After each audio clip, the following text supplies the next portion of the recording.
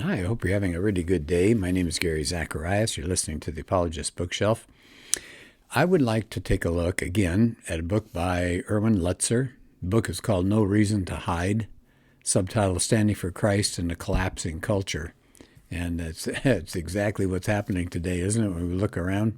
Now, I've already covered part of the book. I did chapter 4 in 2 different podcasts that deals with the DEI movement, diversity, equity, and inclusion, and we hear that a lot, don't we, these days? So I'm not going to deal with that chapter. I covered it, I think, pretty thoroughly. But he has a chapter here, it's his 3rd chapter, titled, Will We Expose the Greatest Lie That Is Our Nation's Most Cherished Delusion?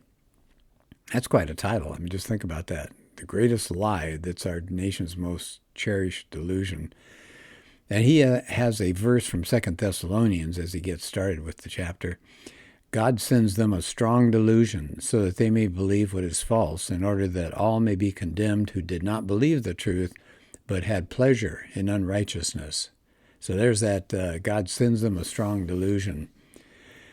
So he starts off, quite a statement here. He says, the lie will find you. It makes its presence known in our culture's view of sexuality, psychology, education, entertainment, politics, and he says even in the teaching of some churches. And he says, what's this lie? He says it's the one that gives people permission to say, I'm a woman trapped in a man's body, or I'm a man trapped in a woman's body. He says it's the lie that enables people to insist 2 men having sex together can be called a marriage, turns Mother's Day into birthing people's day, because after all, men can give birth too. It leads also to the conviction that kids should be taught how to enjoy sexual pleasures, even in early grades in the schools. He says it's also a lie that's told us the idea if you don't affirm someone's strange sexuality, you're a bigot. Wow. So he says we're going to fall for this delusion that everybody possesses divinity within them, and the universal knowledge must be fanned into a flame. Well, what is this lie? Where is it? Where's it going? Well, all these talks at the beginning of the chapter, all these sentences saying this lie leads us to this, it leads us to that. So what is the lie? He said it's pretty simple. Live by your own truth and you can be whatever you want to be. He says that is the core of the rest of the issues discussed in the book. So what he's going to do in this chapter is to try to explain, where did this lie come from? And how have we seen it applied throughout history? And then he's going to single out a few famous people who've perpetuated this lie, and how actually, even though they're dead, that philosophy still rules us from their graves. And then finally, he says the most important thing he wants to do is to show how we can follow the example of someone who exposed the lie and showed us a better way. So, let's start in. Quest for Godhood, that's the next section of his book. Where did this lie come from? Well, he goes back to Genesis. So many things go back to Genesis, right?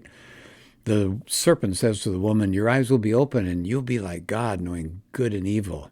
So basically, what's the serpent saying there? According to Lutzer, embrace your feelings, trust your desire for Godhood. You can become whatever you want to be. Well, there's that lie popping up really early. It's our quest for Godhood. The humanity saying that it could exchange places with the Almighty. Wow, just follow your heart and all will be well. You know, I remember, I'm going to come back to the book in just a second here, but I remember my wife and I saw a movie some time ago. It was called Rio, and it was an animated film about birds. And it was very clever and very well done. But you know what the message was? It was exactly that. Follow your heart. You just have to look deeply within yourself and choose your lifestyle and your own personal identity, and everything will work out fine. So we've heard that before. Lutzer also mentions this book, and I can't tell you how many times I've seen this book be brought up, and I've got to get a hold of it. I don't have it yet. It's by Carl Trueman, but it's spelled Trueman for the last name. Carl Trueman has a book called The Rise and Triumph of the Modern Self. And Trueman does the exact same thing that Lutzer is doing. He traces that lie. And it starts in Eden, and it goes through the rest of the history of the world, and now here we are. We've got it in America. It's our new religion. It's it's just permeating our politics and race and economics and our educational system, and really, really become powerful. So Letzer says, why don't we call this lie self-love or self-worship? Oh, do we see it all over the place? TV shows, to classrooms, to our jobs, even our own hearts. He says we get bombarded with all these messages. Sometimes it's verbal, sometimes the message is nonverbal, but it's to put ourselves in the driver's seat. After all, we want to be the master of our fate and the captain of our soul, as he quotes there. So he said, we're starting to see this happening all over the place. Truman wrote this: human beings may still like to think they believe in good and bad, but these concepts are unhitched from any transcendent framework and just reflect, he says, personal, emotional, and psychological preferences. Now that's powerful. Can we go over that one more time? Truman says, if you look around, people will talk good and bad terms, won't they? Oh, that's bad or that's good. But you know what? They're not basing that on any standard beyond them. In other words, if they feel it's bad, then it's bad. If they feel it's good, it's good. It's just reflecting, as he says, personal, emotional, and psychological preferences. Man, that is so bad. He says we've seen this lie happening all through history. So I'm back now to Letzer here. He says probably the person who had the greatest influence and still does today, even though he's been long dead, is Karl Marx. So Marx wanted to change the world, and he wrote a philosophy that did what? It swept God out of the way and put man in the place of God, and that changed the world forever. So he's been dead something like 140 years, but he's wanting us to be equal to the Creator. Marx didn't disbelieve in God. No, from his writings, Letzer says, you can tell he hated God. And there have been other philosophers that reversed the role of men and God, but what he did was, back to Marx here, he shifted the idea of the deity of man from an individual to the state. Now that's huge. I mean, you think about that. In America, we talk about the value of the individual. Well, Marx says, no, the deity is going to be in the state. So in 1848, Marx writes the Communist Manifesto with Frederick Engels. Discounting differences, they grouped everybody into categories. Now, we're seeing that today. We're seeing it a lot today, where it's oppressors versus the oppressed, it's women against men, it's Christians versus non-Christians, it's whites against blacks. Everybody's in a group, according to Marx here. So everybody's in categories. And they felt that there was this clash that went on between the ruling class, who controlled all the means of production. They would clash with the working group who worked on farms and in factories. And so Marx is saying you can see history as just a struggle between these two classes. And there they are, the oppressed and the oppressors. You belong to one group or the other. And Letzer says, of course, exploitation and oppression do exist. That's gone on ever since Adam and Eve's kids. You got Cain killing Abel. But here's the problem. What Marx proposed as a solution became an enslavement of the world. Why? Well, we've seen over and over, if you substitute man for God, it's always brought negative consequences. So Marx was saying, let's get rid of private property. Nobody owns anything. Everything is the property of the state. And that would end up creating a classless communist society. Well, he knew the ruling class, people that had the land, weren't going to give up that power and wealth voluntarily. You got to take it from them. So you got to have a revolution. Well, he says, take a look at how that played out in the Bolshevik Revolution in Russia. Anybody who impeded and slowed down the development of this transformation had to be suppressed. Well, how'd they get suppressed? Well, death and suffering of millions. Many were executed just because they aligned with a different political faction there. So basically, Marx is saying you got to burn down the past before you can set up a new future. But people in power said it's going to be worth it. So standing in the way of this utopia, Marx believed, was, you ready? Religion. It was like a drug. It just kept the masses enslaved. They had these illusions that religion gave them, and that had benefited their oppressors. And for Marx, guess which the greatest oppressor was? Which religion? Christianity and the nuclear family. I mean, after all, he believed men oppressed their wives, Parents oppressed the kids. They'd take them to church. And God, up at the top, he was the ultimate oppressor. So here's what Marx says. Religion is the sigh of the oppressed creature, the heart of a heartless world, and the soul of soulless conditions. It is the opium of the people. Now, we've heard that one before. Well, what about the family? So we're back to Carl Trueman. He says if you look at how Marx's associate, that Engels, he taught that the family turned women into chattels, just pieces of property, and you had to emancipate them, and they could become workers out in the public means of production. So mothers were seen as slaves raising their kids. They had to be liberated. They had to get out in the workforce so they could help make the state prosperous, because after all, service to the state was the highest honor. So kids would have to transfer the trust for their livelihood from their families, because you got mom and dad working. It's going to be the state that'll take care of them. And the state will distribute the wealth with equality and fairness. So again, we've got a problem. The nuclear family stands in the way of this state, and it has to be weakened, if not destroyed, so that the state can take over the authority. Well, at the bottom of this, what is Marx really thinking about the human race? Right? Good worldviews have to answer the big questions. What are humans? What's our problem? Where do we come from? How do we solve our problem? Those kinds of questions. So what did Marx believe? Human beings were essentially good. Why did they commit crimes then? Because they were oppressed. If you just got rid of these oppressors, that'd be the capitalists, everybody would live in harmony and peace. It'd be wonderful. We all join hands, sing around the campfire. You got to get rid of private property. You'll have that communist utopian state, and then you won't need laws, and everybody will be content.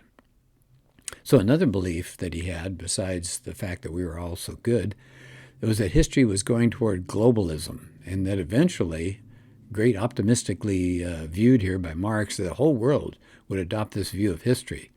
We had that battle cry, workers of the world unite. So he wanted a world run according to his socialist principles. This is pretty sad. He would agree with the sentiments of the World Economic Forum. Okay, maybe you've heard of them. Back in 2016, they asked members of the global future councils for their predictions of what things would be like in 2030. Well, here's the first prediction on the list. Remember, these are people who run a lot of the world economics, and they ask for predictions. What would things be like in 2030? So here's the first prediction on the list. You'll own nothing and you'll be happy. Let that one sink in. You'll own nothing and you'll be happy. Okay. Now, there are differences, he says, between Marxism and fascism, but they both agree with what Mussolini had to say. Here's what Mussolini said about fascism. Everything within the state, nothing outside the state, nothing against the state. So what is that? Statism. The state is predominant over the individual. So Marx's goal was equality. And how do you get equality? You got to take things away from a lot of people and give it to other people. You have to have the state owning everything, and the resources could then equally be distributed. The other point about Marx, one of his underlying beliefs, was the idea that objective truth had to go away. It had to be abandoned. Why? Well, laws are set up by the ruling class to keep everybody in check. So Marx says looking for truth, he said it's whatever the state determines it to be. So whatever they decide. I mean, think about the Communist Party of the Russian Federation. What's their state newspaper called? Pravda, truth. And so it reflects the idea that no matter how distorted, the state's views are truth, right? Including the lies that are spun out of thin air. Lutzer says, go ahead, read this newspaper. You're going to have all the news you need to know. Well, the news the state wants you to know. So how does a revolution get going? Well, all the structures that we have right now in society, they've got to get torn down. So you're going to end up with chaos first. So you go from the old order to chaos, and then you get the new order. So you got to get rid of the oppressors. That'd be the capitalists or the ruling class. You got to eliminate them so the oppressed can enjoy the benefits of the Marxist state. But is a violent revolution always necessary? Is that what you need to bring about Marxism? No. Some dedicated Marxists say there's a better way, and now we come to America, Marxism in America. So how did Marxism in the first place end up in our country? Well, there's a man named Gramsci, Gramsci, Gramsci. He was imprisoned by Mussolini in Italy, so this is back in the 1920s, because he opposed fascism. So he started thinking, as he sat there in prison, how do I get Marxism advanced in a peaceful way, right? We don't want a bloody revolution. And he thought the way we do it is to attack the culture. And it was one activist called it the long march through the institutions. Now, what do you mean by that? Well, that Marxism could come to power without shooting everybody. You would capture the institutions like education, law, media, economics, entertainment, and things like that. So Marxism could advance slowly, step by step, institution by institution, and law by law. And people would start looking out at what was happening and say, oh, this is better. So it would come in on tiptoe, in a sense. And I just want you to think about that. Go back and look at that list. The long march through the institutions. So think about in our country today, education. Has that been changed some? Do we see anything that's putting down capitalism and replacing with the ideas of Marx? Yeah, I think so. The law, media, oh, certainly. Economics, yes. People are now being voted into power in America as socialists. What about entertainment? Yes, on and on. So he says, Marx gained influence and continues to gain influence and momentum within America. Yeah, so he's saying, I want to use the term cultural Marxism to describe a radical leftist ideology that tries to get cultural influence and institutional power. How does it do that? It vilifies our past and wants to rebuild our nation on a Marxist foundation. So what's that first step, he says? Attack culture. So back in history again. So in Germany, there's a group of Marxists known as the Frankfurt School, named after a university. And they developed what became known as critical theory or deconstruction. And what they're talking about here is that culture is seen as your enemy and you got to tear it apart. And that word deconstruction means you tear down any institution or barrier that stands in the way of this wonderful Marxist utopia. So what's the purpose of deconstruction or critical theory? Quote from somebody who buys into it, liberate human beings from the circumstances that enslave them. So that's interesting. So they take you back, for example, to the U.S. Constitution, and they're telling you now that it doesn't really mean what it says, and that people who composed America's founding documents were white males. They had sinister motives, so you better view their documents with suspicion. We're being told that the Bible, Western laws, philosophies of the Enlightenment, don't take them as face value. They're written so certain people could hold on to power. Who? Well, specifically white people holding on to their power. And in fact, according to this new view, all of our foundational writings in America are expressions of control. They were socially constructed to keep people in their place. This whole white supremacy idea that America is intrinsically racist. Don't take the words on the page as they're written. There are evil motives there. So don't build on the past. The past has to be put down. It's got to be vilified so that cultural Marxists are free to construct a new future. So, it's the old story. You got a bad building there, a building that's been around a long time. You tear it down, you put up a new one. That's exactly what they're up to. The globalist organization called the World Economic Forum said it this way: capitalism must be reinvented and we must build back better. That sounds familiar? So critical theory, though, of course, has been applied to more than just politics. It's been applied to gender. So what are they doing with the traditional male-female binary? That's been deconstructed. Now you have to talk about more genders. We got gender theory. We got queer theory. Now we have critical race theory. And the idea is to take Christian culture especially and attack it and tear it down. All right, so this is cultural Marxism, he says. It sought institutional power. So it looks at those institutions like we talked about a few minutes ago, education and politics and entertainment and media. It takes those powers and uses them to undermine the existing order to replace it with a new future. But there's still a problem. There's still a piece missing from this puzzle. It was individual liberation from tradition, from sexual norms and restrictions, right? We've got to get people free. And because our sexual identity is viewed as really who we are as persons, that's got to be exploited. So you got to have sexual liberation added to this Marxist vision. So we're supposed to have economic freedom. We're supposed to have racial freedom. We're supposed to have female freedom. You've got to have sexual liberation. That's a big thing. So all sorts of sexual deviancy had to be normalized, Lutzer says. Well, once that happens, you start deconstructing and destroying the nuclear family. Then you get full liberation. So Marx had to merge with the teachings of Freud. So I'm going to stop at this point. There are more things in this chapter. It's a great chapter, and I hope you're starting to hear echoes of what's going on right now, thanks to Freud and thanks to the people who followed up Freud. Well, not a very cheery piece of writing, is it? Sorry about that, but we've got to be aware of what's going on these days if we're going to act as careful thinkers and interacting effectively with people.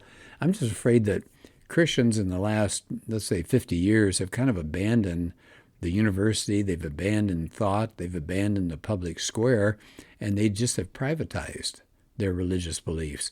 And we can't do that. We've got to argue for the better way of constructing society. And Marxism doesn't lead to a better society. We've seen that over and over again. Well, anyway, thank you for being part of this podcast, and we'll do another one soon.